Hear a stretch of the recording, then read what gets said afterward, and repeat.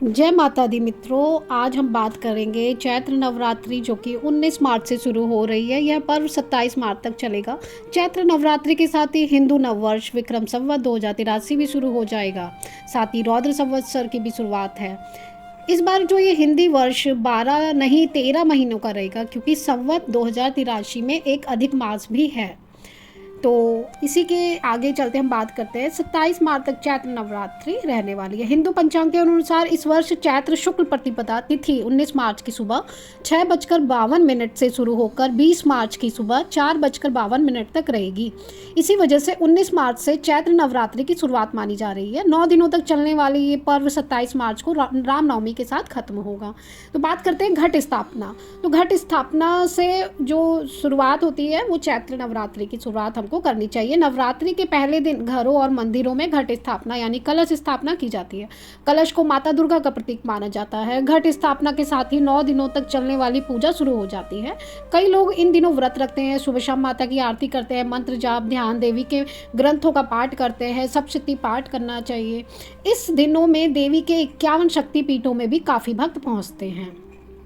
चैत्र नवरात्रि के 9 दिनों में हमें इन देवी के 9 स्वरूपों की पूजा अवश्य करनी चाहिए। चैत्र नवरात्रि पहले दिन माँ शैलपुत्री की आराधना की जाती है, जिन्हें शक्ति और स्थिरता का प्रतीक माना जाता है। दूसरी है माँ ब्रह्मचारिणी की पूजा होती है, जो तप और आत्म संयम की प्रेरणा देती हैं। तीसरे दिन माँ चंद्रघंटा देवी की पूजा की जाती है, जिनकी आराधना से भय दूर होता है और साहस बढ़ता है और आपके अंदर एक ऊर्जा का संचार होता है। नवरात्रि के चौथे दिन माँ कुष्मांडा की पूजा की जाती है। माना जाता है उनकी कृपा से ज्ञान समृद्धि मिलती है।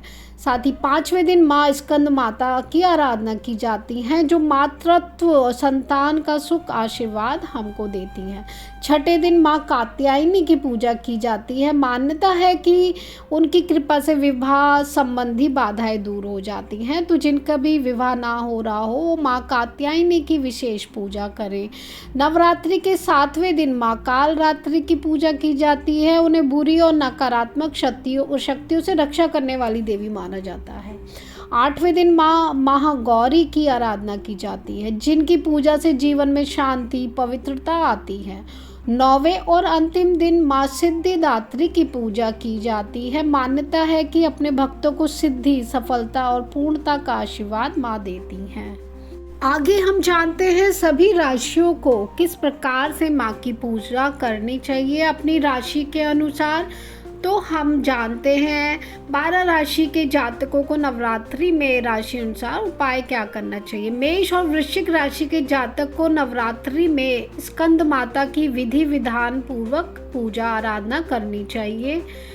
लाल रंग का वस्त्र अर्पित करना चाहिए। ऐसा करने से जीवन की हर समस्याएं समाप्त होती हैं।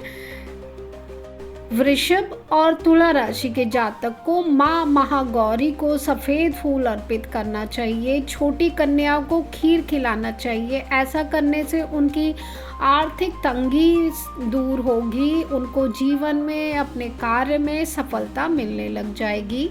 मिथुन और कन्या राशि के जातकों को माँ ब्रह्मचारिणी की विधि विधान पूर्वक पूजा आराधना करनी चाहिए। उन्हें हरे रंग का फूल अर्पित करना चाहिए, हरे रंग के वस्त्र, हरी चूड़ियाँ। ऐसा करने से करियर संबंधित परेशानियाँ और विवाह संबंधित सभी प्रकार की परेशानियाँ उनकी दूर होंगी।